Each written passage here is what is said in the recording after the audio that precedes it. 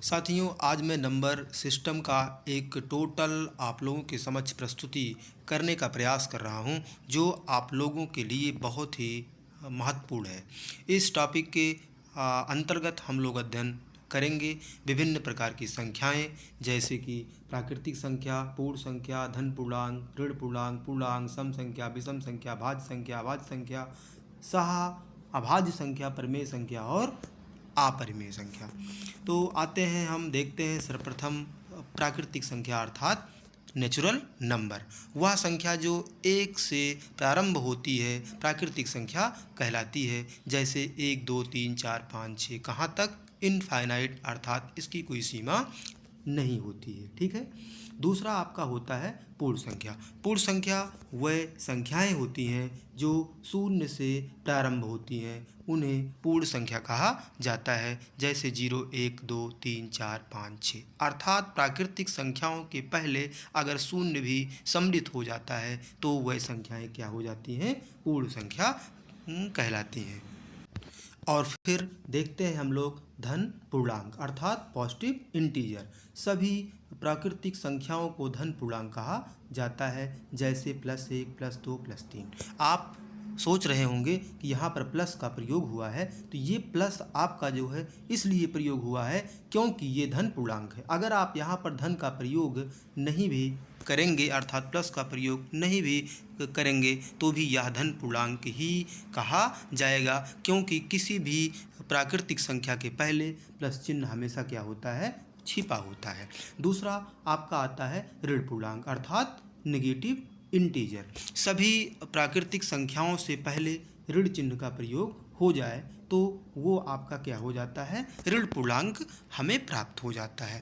जैसे -1, -2, -3, -4 और कहाँ तक, इनफाइनाइट, इसकी कोई सीमा नहीं होती है। तीसरा आपका आता है पूर्णांक। क्या आता है, पूर्णांक। पूर्णांक अर्थात क्या होता है, इंटीजर। ऋण पूर्णांकों को शून्य तथा धन पूर्णांकों का समूह, ऋण पूर्णांकों शून्य तथा धन पूर्णांकों के समूह को ही पूर्णांक कहा जाता है। जैसे 0, +1, -1, +2, -2, +3, -3, कहाँ तक, इनफाइनाइट, अर्थात इसकी कोई सीमा नहीं होती है। यहाँ एक बात आपको विशेष ध्यान रखना है कि पूर्णांक में आपका शून्य का प्रयोग हुआ है, लेकिन धन पूर्णांक और ऋण पूर्णांक दोनों में शून्य का प्रयोग नहीं हुआ है। इसका मतलब शून्य ना तो धन पूर्णांक है और ना ही ऋण पूर्णांक है, लेकिन शून्य एक पूर्णांक है। जी दोस्तों, इसके बाद आपका आता है सम संख्या अर्थात इवन नंबर। सम संख्या वह संख्या है जो 2 से विभाज्य हो जाती है, वह सम संख्या कहलाती है। जैसे 2, 4, 6, 8, कहाँ तक, इनफाइनाइट, इसकी भी कोई सीमा नहीं होती है। एक विशेष बात यह है कि सम संख्या को पहचानने का एक तरीका होता है कि उसका, ठीक है ना, इकाई का अंक शून्य होता है, 2 होता है, 4 होता है, 6 होता है और 8 होता है, बस। यदि किसी भी संख्या के इकाई का अंक 0, 2, 4, 6 और 8 हो तो वह संख्या हमेशा सम संख्या ही होती है। नेक्स्ट आपका आता है विषम संख्या अर्थात ऑड नंबर। विषम संख्या वह संख्या होती है जो 2 से विभाज्य नहीं होती है, उसे विषम संख्या कहते हैं। जैसे 1, 3, 5, 7, 9, कहाँ तक, इनफाइनाइट, इसकी भी कोई सीमा नहीं होती है। एक विशेष बात ये भी है, विषम संख्या कोई बड़ी से बड़ी संख्या है यदि उसका क्या इकाई का अंक 1, 3, 5, 7 और 9 है तो वह संख्या हमेशा विषम संख्या ही होती है। जैसे हम आपसे कह दें 549, ये आपका देखिए क्या दिया, इकाई का अंक 9 है, अतः ये एक क्या है, विषम संख्या है। नेक्स्ट टॉपिक आपका आता है भाज्य संख्या अर्थात कंपोजिट नंबर। भाज्य संख्या वह संख्या है जो एक और स्वयं के अतिरिक्त किसी भी अन्य संख्या से विभाजित हो जाती है, वह भाज्य संख्या कहलाती है। जैसे 4, 6, 8, 9, 10, 12, कहाँ तक, इनफाइनाइट तक। एक विशेष बात यह है कि 2 आपकी एक भाज्य संख्या नहीं है, क्योंकि 2 एक और स्वयं के अतिरिक्त किसी भी दूसरी संख्या से विभाजित नहीं हो रही है, इसलिए यह एक भाज्य संख्या नहीं है। नेक्स्ट टॉपिक आपका क्या आता है? अभाज्य संख्या, जिसे हम लोग रूढ़ संख्या भी बोलते हैं, अर्थात प्राइम नंबर। वह संख्या जो एक और स्वयं के अतिरिक्त किसी भी अन्य संख्या से विभाजित नहीं होती है, वह कौन संख्या होती है? अभाज्य संख्या होती है। जैसे 2, 3, 5, 7, 11, कहाँ तक? इनफाइनाइट तक। 2 भी एक क्या है?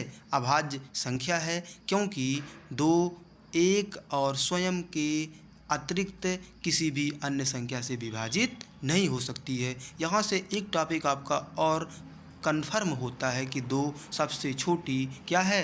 अभाज्य संख्या है। नेक्स्ट टॉपिक आपका आता है सह अभाज्य संख्या, अर्थात को प्राइम नंबर। संख्याओं का वह युग्म जिसमें एक या एक के अतिरिक्त कोई भी अन्य गुणनखंड, लेकिन कौन सा? उभयनिष्ठ। संख्याओं का वह युग्म जिसमें एक के अतिरिक्त कोई अन्य उभयनिष्ठ गुणनखंड ना हो, वह सह अभाज्य संख्या कहलाता है। जैसे 2, 5। 2 और 5 का कोई भी गुणनखंड नहीं है जो कि दोनों में क्या हो? उभयनिष्ठ हो, अर्थात कॉमन हो। 3, 7 नहीं है, 7, 11 नहीं है। लेकिन अगर हम आपसे कहें 2, 4, तो 2 और 4 का एक कॉमन संख्या 2 ही है, तो यह एक सह अभाज्य संख्या नहीं है। इसका एक बेसिक कॉन्सेप्ट और भी होता है कि यदि 2 संख्याओं के एक युग्म का पहला महत्तम समापवर्तक 1 हो, कोई भी महत्तम समापवर्तक यदि उनके बीच का जो है 1 है, तो वह संख्या, वह युग्म क्या होता है? सह अभाज्य संख्या कहलाती है। जैसे ले लीजिए 2 और 5 को। किसको? 2 और 5 को ले लीजिए आप, तो क्या हो जाएगा?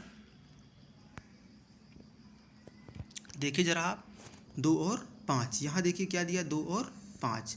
तो 2 और 5 का महत्तम समापवर्तक हमेशा आपको 1 ही प्राप्त होगा। 3 और 7 का हमेशा आपको 1 ही प्राप्त होगा।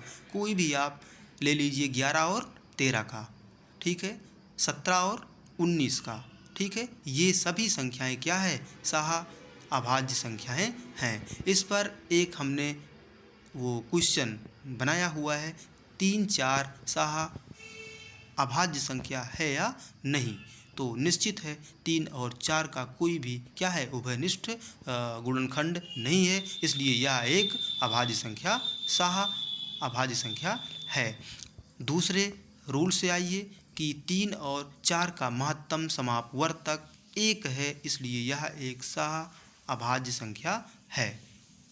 तो दोस्तों, यदि आप लोगों को ये वीडियो अच्छा लगा हो तो हमारे चैनल को सब्सक्राइब कीजिए, वीडियो को लाइक कीजिए और दोस्तों के साथ शेयर करना ना भूलिए। मिलते हैं आपसे नेक्स्ट वीडियो में। आप सबका बहुत बहुत धन्यवाद।